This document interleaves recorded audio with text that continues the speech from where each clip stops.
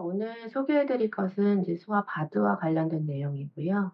일단 그 소아 신부전은 이제 미국 기준으로 이제 굉장히 많이 늘어나고 있습니다. 왜냐면 최근 3 년간 한 30% 정도 늘어났다고 하고 그 이유 중에 하나는 이제 카디오마이오패시 환자들이 예전 같으면은 이제 진단도 늦게 되고 치료가 안 돼서 일찍 사망하는 반면에 최근에는 빨리 진단되고 치료하면서 그 환자들의 생존율이 늘어나고 있는 점, 그리고 컨제니탈 하트 디지즈 환자들의 아웃컴도 점점 좋아지고 있어서 오히려 인제 신부전 환자들의 유병률이 늘어나고 있는 상황입니다.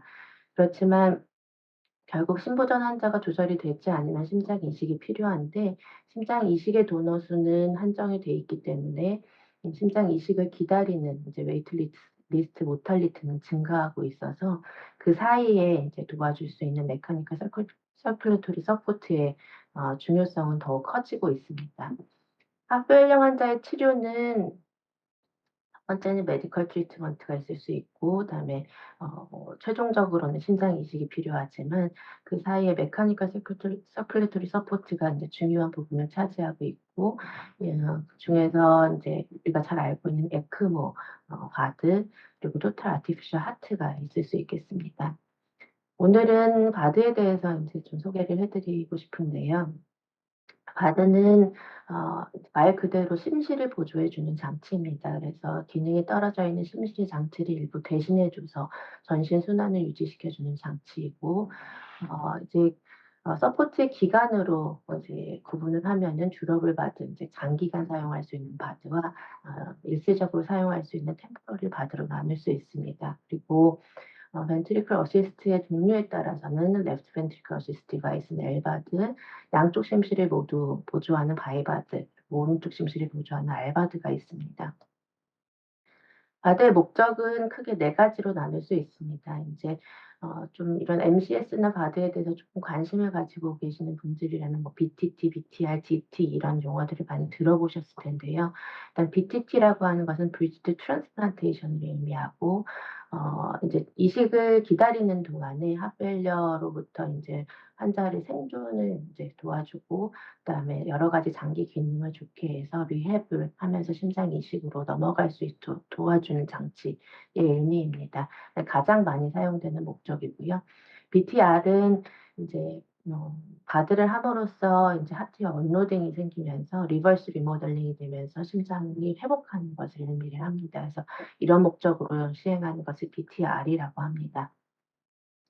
데스티네이션 테라피는 말 그대로 바드 자체가 데스티네이션입니다. 그래서 이식으로의 브릿지가 아니라 인제 바드를 달고 평생 지내겠다 해서 퍼머넌트 디바이스의 목적이고, 이런 경우는 대부분 이식이 부적합한 환자들에서 인제 신부전을 조절하기 위한 목적으로 시행을 하는 것입니다.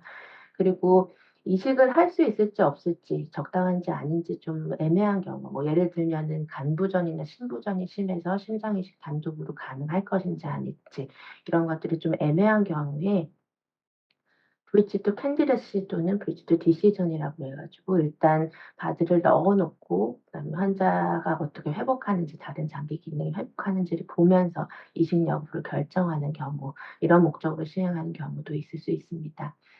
소아에서 가능한 MCS 인제를 보면은 뭐 에크모는 굉장히 익숙하신 장치일 거고요. 바드는 이제 크게 두 가지, 듀러블과 템포러리가 있고, 듀러블 중에서도 컨티니어스 플로우 디바이스와 펄세타일 디바이스가 있습니다. 그 듀러블 디바이스 같은 경우는 성인에서 사용하고 있는 바드와 비슷한 종류인데, 이렇게 몸 안으로 그 모든 디바이스가 들어가 있고 전원선만 밖으로 연결이 돼서 바깥에 배터리로 연결이 됩니다. 그래서 브리지드 트랜스플란테이션 리커버리로 사용될 수 있고, 몸에 모두 심어져 있기 때문에 퇴원이 가능해서 이제 데스티네이션 세라피로도 사용이 됩니다. 펄세타일 플로 디바이스 같은 경우는 인제 아이들 체구에 한계가 있기 때문에 인제 몸 밖으로 이런 펌프가 나와 있게 되고, 이 펌프를 구동시켜 주는 구동 장비가 따로 있습니다. 그렇기 때문에 퇴원이 불가능해서 BTT나 BTR로 인제 그런 목적으로 사용을 할 수가 있고, 템포러리 바드 같은 경우는 데스티네이션으로는 어렵고 BTT, BTR, 브리지드 디시전까지 가능하다고 보시면 되겠습니다. 그러면 우리가 익숙한 에크모에서 왜 바드로 오히려 패러다임 시프트가 됐는지를 좀 살펴보면요. 2012년도에 나온 논문인데 그동안에 이제 에크모 서포트했던 그룹과 베를리나트 엑스콘, 펄세타일 플로우 벤트럴 어시스트 디바이스를 사용한 아이들을 이제 비교한 논문입니다.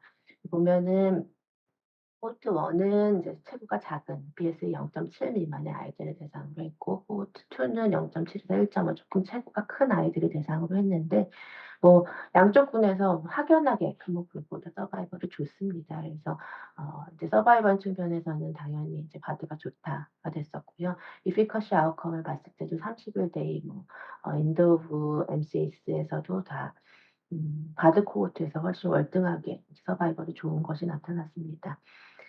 서바이벌뿐만 아니라 이제 컴플리케이션도 중요한데 컴플리케이션 레이트는 꽤 높게 나타났습니다. 메이저 블리딩은 한 절반 정도가량에서 있었고 인펙션은 50%가 넘었었고 스트로크는 굉장히 치명적인 컴플리케이션인데 한 3분의 1 정도에서 스트로크 레이트가 나타났기 때문에 굉장히 컴플리케이션 레이트이 높은 위험한 치료이긴 하지만 서바이벌 베네핏이 있고 그래서 인제 조심스럽게 아이들에서는 하는 것이 좋겠다. 이제 이렇게 결론이 났던 트라이얼입니다. 그래서 결국은 인제 에크모보다 월등히 좋은 서바이벌 때문에 인제 바드로 패러다임 전환이 됐고요. 실제로 바드는 그런 웨이트 리스트 모탈리티를 얼마나 좋게 하느냐 이건 사실 성인 데이터하고 소아 데이터입니다. 그래서 2004 년도에 인제 베를린한테 엑스코를 많이 쓰기 시작했는데 미국에서요. 그래서 그때 전후로 인제 웨이트 리스트 모탈리티를 비교를 한 것입니다. 그래서 웨이트 리스트 모탈리티 보면은 이제 바드를 사용하기 전에는 16%에서 이제 바드 사용하고 난 후에는 8% 정도로 떨어진 절반가량 떨어진 것으로 봐서 실제로 도움이 된다라고 보시면 되겠습니다.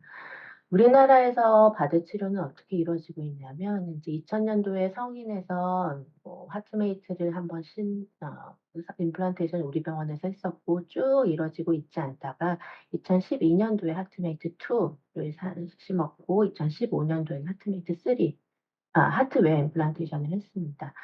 어 소아바드인 베를린하트 엑스코를 보시면은 일단은 우리나라의 KFDA 승인이 난 것은 2016 년도였는데요. 비용 문제 때문에 계속 사용을 못하고 있다가 2017 년도에 이제 우리 병원에서 첫 케이스로 엑스코 임플란테이션을 했습니다.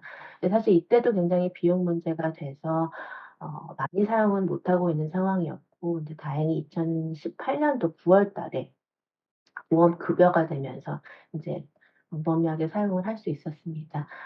이 환자 같은 경우는 인제 그때 인제 보험 급여화가 되는데 굉장히 기여를 많이 했던 아이와 엄마인데요. 인제 국민청원을 하고 그러면서 본인들은 인제 급여화의 혜택을 받지는 못했지만 어 그동안에 이제 급여화가 좀 지연되면서 잘 되지 않던 것을 많이 견인을 해준 역할을 해 주셨습니다.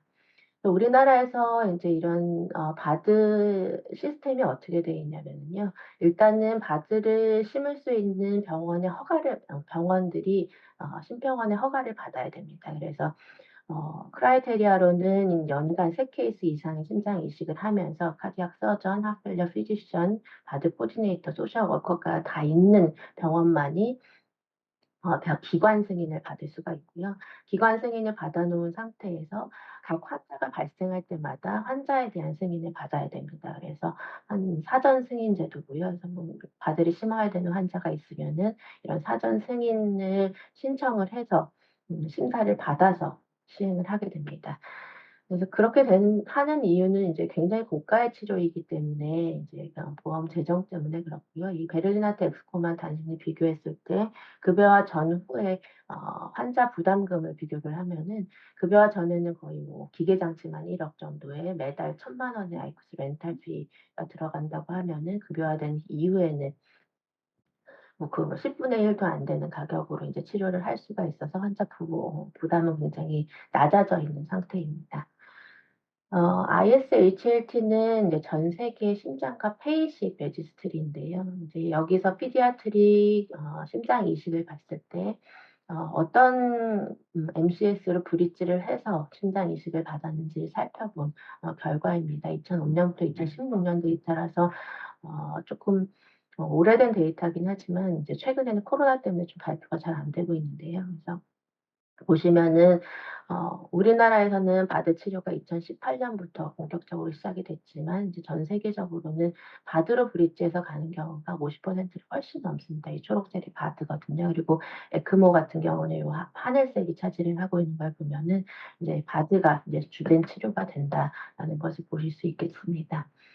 벤트리클 어시스트 디바이스의 종류는 아까 잠깐 말씀드렸듯이 템포러리 바드와 듀러블 바드가 있는데요. 인제 숏텀 바드는 사실 기간이 딱 정해져 있는 건 아니지만 대략적으로 1 개월 미만으로 사용을 할 것이 예상되는 경우에 사용을 하게 되는데, 그런 경우는 대부분 심장의 리커버리가 예상이 되거나 아니면은 심장 이식이 빨리 할 수 있을 것으로 예상되는 케이스가 되겠습니다. 듀러블 바드 같은 경우는 인제 아까 목적을 말씀드렸고, 숏텀 바드에 대해서 살짝 소개를 하고 넘어가자면, 숏텀 바드에는 인제 지금 수술로 심을 수 있는 바드랑 퍼큐테니어스로 심을 수 있는 바드가 있습니다. 그래서 이런 기계들이 있고, 아직 우리나라에 들어와 있는 기계는 지금은 없습니다. 지금 센트리맥과 패디맥 같은 경우만 보험 등재 작업 중이어서 그 사용을 할 수 있을 것 같고, 나머지 것들은 아직 사용을 하지 못하고 있는 상황입니다. 그래서 대략적으로 보여드리면, 서지컬 디바이스는 스터노토미를 하고 이제 심장에다가 직접 캐뉼라를 삽입해서 에크모처럼 바깥에 있는 기계 장치에 다는 거고요. 근데 이 바드 센트리맥 같은 경우는 이제 그 자기 부상으로 돌리는 기계이기 때문에 헤몰라이시스가 적고 1 개월 정도 돌렸을 때도 굉장히 좋은 아웃컴을 보이는 것으로 되어 있습니다. 퍼큐테니어스 디바이스는 이게 피모랄 베인으로 들어가서 넣거나, 피모랄 베인을 통해서 RA를 통해서 포사 오발리스를 통해서 LA로 펑처를 해서 LA에서 드레인을 받아서 이제 피모랄 아테리로 쏴주는 그런 형태입니다. 그리고 임펠라나 임펠라 RP 같은 디바이스도 있습니다. 케이스를 좀 보여드리면은 10 살짜리 여자애가 35kg이고, 최근에 갑자기 숨이 차고 막 1 개월 전부터는 소화가 잘 안 되고 자주 토하는 증상이 있었는데, LV 이젝션 프랙션 병원에 왔을 때 보니까 30% 정도밖에 안 됐습니다. 보면 심장 거의 뛰지 않는 걸 볼 수 있고, 엑스레이에서는 심장이 굉장히 커져 있으면서 팔마너리 이데마가 심합니다. 그래서 인제 카디오제닉 샥을 로 진단을 하고, 일단은 아이가 지금 현재는 유지가 되지 않은 상태이기 때문에 V에 ECMO를 달았고요. 일단 진단으로는 뭐 DCMP거나 아니면 마이오카다이티스의 가능성을 봤었고, ECMO를 단 상태에서 한 열흘가량 기다렸는데 음 증상이 심장 기능이 호전이 없고, 그래서 인제 마이오카다이티스보다는 DCMP에适당하다라는 결론을 내렸습니다. 그리고 그래서 인제 이렇게 에크모를 달고는 오랫동안 기다릴 수는 없기 때문에 인제 템포러리 바드로 전환을 했습니다. 그래서 어 라이트 수페리어 팔머너리 베인을 통해서 이렇게 캐뉼라를 LA에다 집어넣고, 그다음에 에올타에다가는 그라프트를 심어서 캐뉼라로 연결을 한 LA to ascending aorta cannulation을 시행을 했습니다. 그렇게 되면 밖에서 보기에는 스터너텀이 온전히 닫혀 있고 인제 터널링을 해서 캐뉼라가 바깥으로 나와 있는 모양이고요.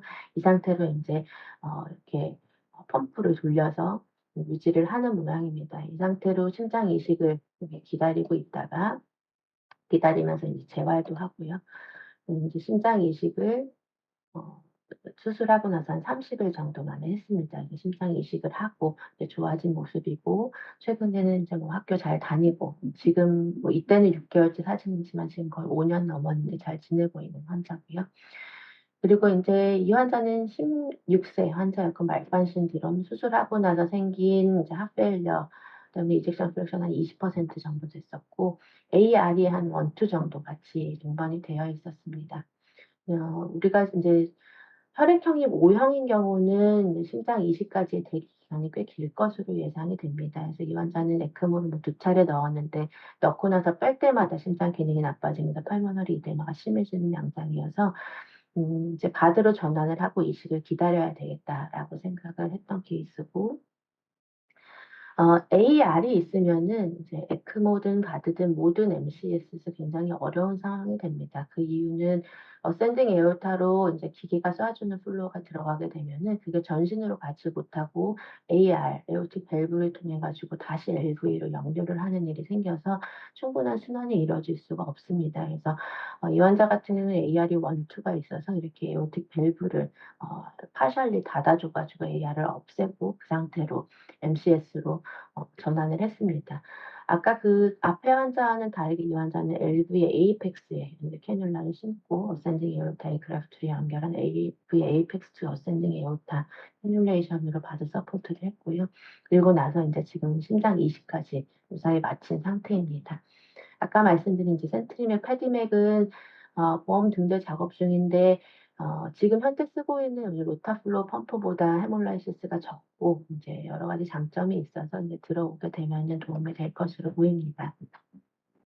인제 오늘 중점적으로 말씀드린 듀러블 바드인데요. 듀러블 바드는 소아에서 쓸 수 있는 건 크게 두 가지입니다. 베를린 하트 엑스코어와 하트메이트 3입니다.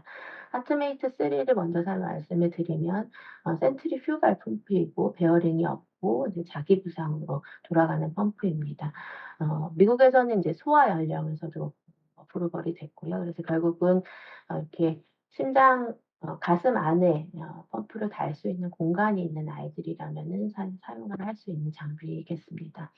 베를리나트 엑스코어는 몸 밖으로 펌프가 나와 있는 파라콜포리알 디바이스고요. 이런 드라이빙 유닛이 이제 공기압을 만들어내서 이 펌프의 가운데 있는 멤브레인을 움직여 주면서 블러드를 이젝션 시켜주는 펄세타일 디바이스입니다. 바이올린트 엑스코의 가장 큰 장점은 펌프 자체가 10mm부터 80mm까지 있어서 신생아부터 성인까지 다 사용을 할 수 있다는 것이 가장 큰 장점입니다. 그래서 결국은 인제 페디아트릭 듀러블 바드를 는 두 가지를 쓸 수가 있는데 체구에 따라서 이제 체구가 좀 큰 아이들은 이렇게 컨티니어스 플로 디바이스를 주로 사용하고 체구가 허락을 하지 않는다라고 하면은 파라콜포럴 디바이스를 사용한다 생각하시면 되겠습니다.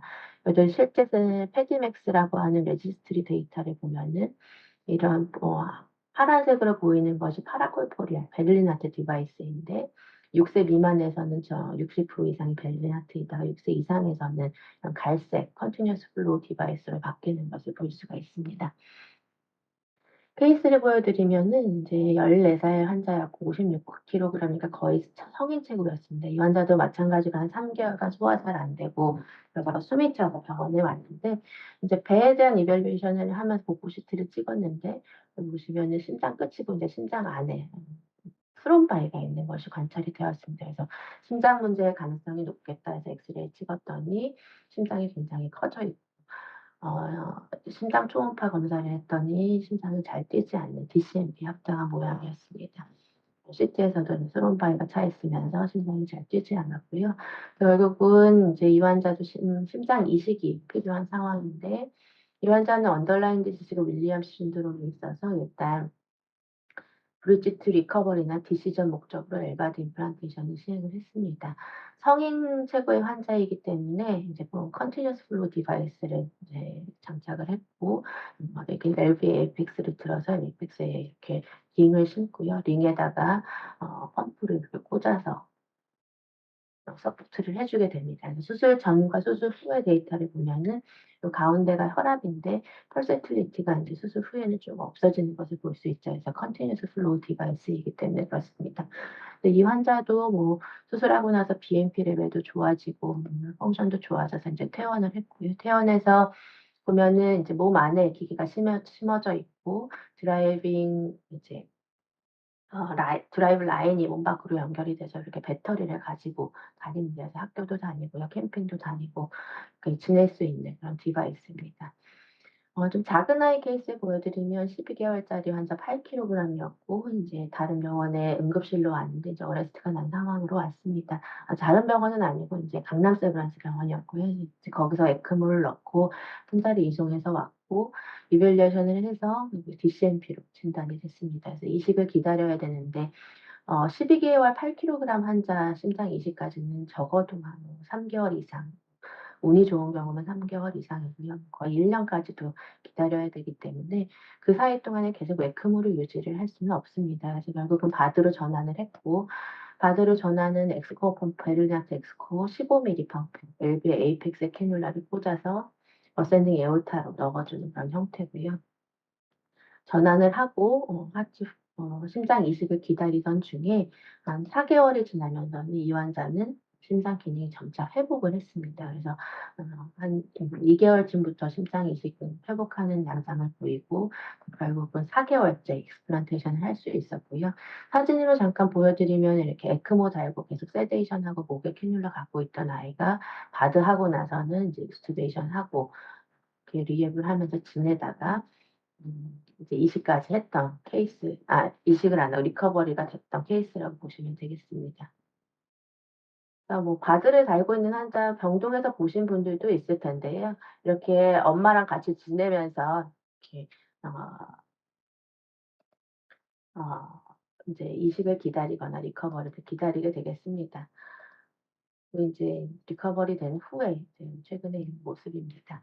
한 케이스 더 보여드리면 이 환자는 3kg대 환자이고 뭐 이제 숨을 잘 못 쉬면서 왔고 전원을 오던 중에 이제 카디악 어레스트가 나서 ECPR을 하는 상태에서 에크모를 넣었고요.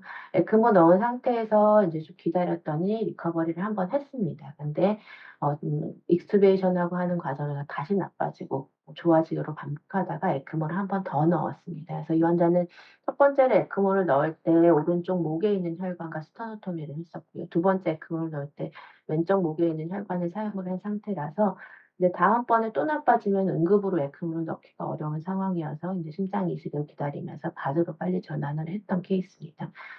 처음에는 10mm 펌프로 시작을 했는데 아이가 체구가 커지면서 이제 15mm 펌프로 전환을 했고 바드 16개월째 이제 심장 이식을 하고 퇴원을 했던 케이스입니다. 그래서 뭐 3kg대 갓난아기 때 왔다가 이제 이렇게 많이 커가지고 이식을 하고 퇴원을 했던 케이스에서 이렇게 도움을 받을 수 있겠습니다.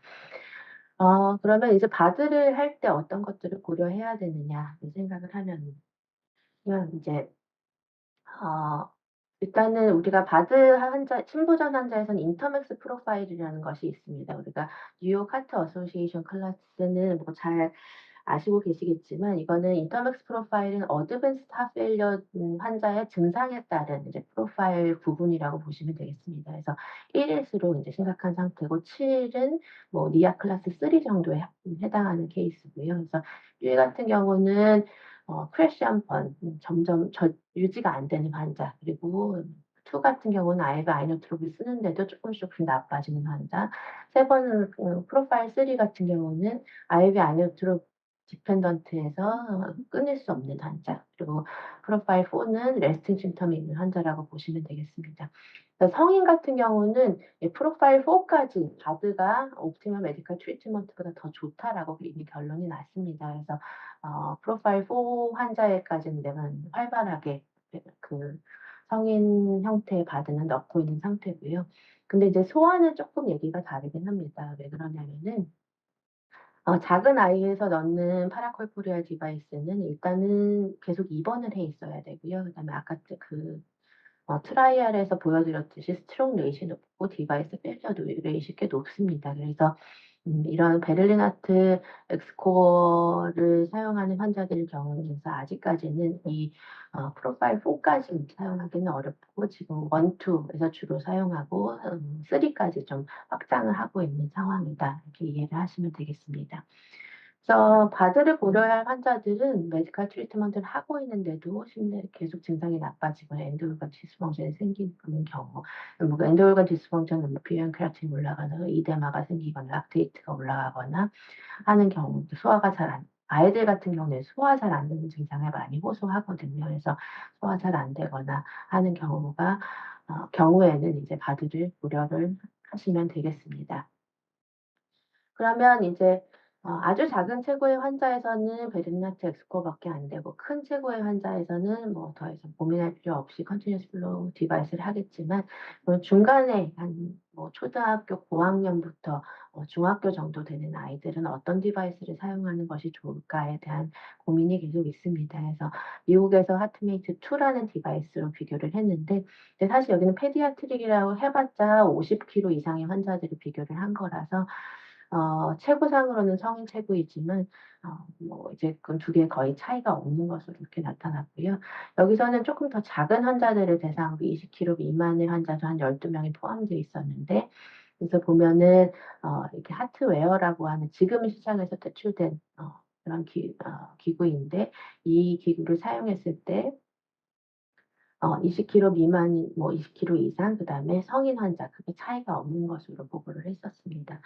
하트메이트 3가 인제 그 지금 현재 사용하고 있는 디바이스인데, 2017 년부터 2019년 액션 레지스트리라는 레지스트리 데이터를 통해서 살펴보면은 8.8 세, 그리고 체중으로는 19 킬로그램부터 심었는데 굉장히 아웃컴이 좋았습니다. 뭐 트랜스플란테이션으로 넘어가는 이행률도 높았고, 그리고 디바이스를 가지고 있으면서 생존하는 환자들의 레이스가 높아서 인제 최근에는 이런 애매한 체구의 환자에서도 최대한 좀 컨티뉴어스 플로우 디바이스를 넣고자 하는 추세입니다. 그래서 이런 그레이 존에서는 그렇게 사용을 한다라고 좀 이해를 하시면 되겠습니다. 그럼 바이바드를 할 것인가 엘바드를 할 것인가도 좀 고민이 되는데요. 인제 대부분 엘바드로 진행을 하지만 바이벤트리클 페일러가 심한 환자들, 뭐 풀멘트 마이오카다이티스로 알베 페일러가 심하거나, 아니면 뭐 매시브 MI나 톡식 카디오마이오패시, 그다음에 리스트릭티브 카디오마이오패시나 이제 뭐 인플리트러티브 카디오마이오패시 있는 환자들은 이제 바이바드를 고려를 하게 됩니다. 그래서 인제 뭐 딱히 소아에서 정해져 있는 바는 없지만, DCMP 환자에서는 보통은 엘바드를 하고 템포러리 알바드를 하거나, 그리고 나서 나중에 알바드를 떼버리거나, RCMP에서는 바이바드를 하는 경우가 많고, 풀밀리언트 마이오카다이티스는 일단 에크모를 한 상태에서 좀 기다리면서 바이바드 또는 엘바드로 넘어가는 경우가 많다. 그리고 컨제니탈 하트 디지즈 환자는 인제 구조적 이상이 뭐 다양하기 때문에 그것에 따라서 인제 엘바드나 바이바드를 선택을 하면 되겠습니다. 포스트 옵 매니지먼트는 인제 일단은 디바이스 펑션을 옵티멀하게 유지하면서 카디악 아웃풋을 충분하게 내고, 그리고 수술 후에 블리딩을 잘 컨트롤을 하고 제너럴 포스트 옵 케어까지 하는 것을 모두 포함하는 개념이 되겠습니다.